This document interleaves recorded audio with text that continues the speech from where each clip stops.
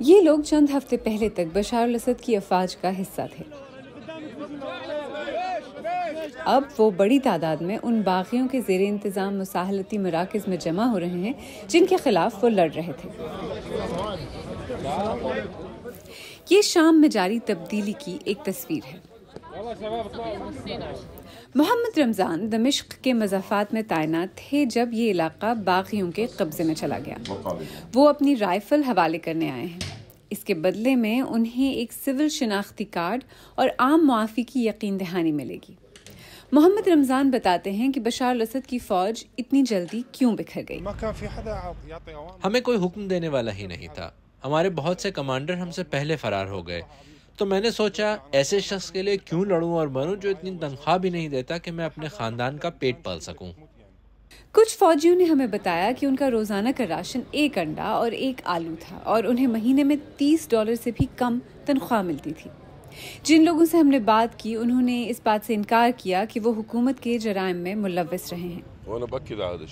میں کسی بھی برے کام میں ملوث نہیں تھا. میں فوج چھوڑنا چاہتا تھا کیونکہ مجھے معلوم تھا کہ میں غلط سائٹ پر ہوں، لیکن یہ ممکن نہیں تھا کیونکہ میری تمام سول دستاویزات حکومت کے پاس تھیں.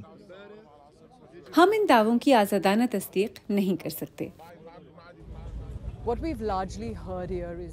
ہم نے یہاں عام طور پر جو سنا ہے وہ ماضی کو بھلا کر پرامن طریقے سے آگے بڑھنے کی خواہش ہے، لیکن یہ خواہش کئی سوالات کو جنم دیتی ہے. کیا شام کی نئی حکومت اور اس کے عوام کے لیے 13 برس کی خونی خانہ جنگی اور بربریت کو بھلا کر آگے بڑھنا ممکن بھی ہے؟ دارالحکومت سے دور انتقامی ہلاکتوں کی اطلاعات سامنے آنے لگی ہیں. ہم ایک ایسے علاقے کی طرف جا رہے ہیں جو علوی کمیونٹی کا گڑھ ہے جس سے بشار الاسد کا تعلق تھا. العمریہ علوی جج منظر الحسن کا آبائی شہر ہے جو جائیداد کے تنازعات کو حل کراتے تھے. انہیں قتل کر دیا گیا ہے. یہ واضح نہیں ہے کہ ان پر حملہ کس نے کیا، لیکن ان کے بھائی نزار کو یقین ہے کہ یہ علوی کمیونٹی اور ان لوگوں کے خلاف رد عمل کا حصہ ہے جو حکومت کے لیے کام کرتے تھے.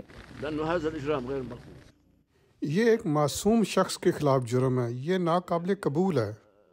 جن لوگوں کو قتل کیا جا رہا ہے ان کا حکومت کی سیاست سے کوئی تعلق نہیں تھا. شام کے موجودہ حکمران گروہ HTS نے ان انتقامی ہلاکتوں میں ملوث ہونے سے انکار کیا ہے اور مجرموں کو پکڑنے کا وعدہ کیا ہے.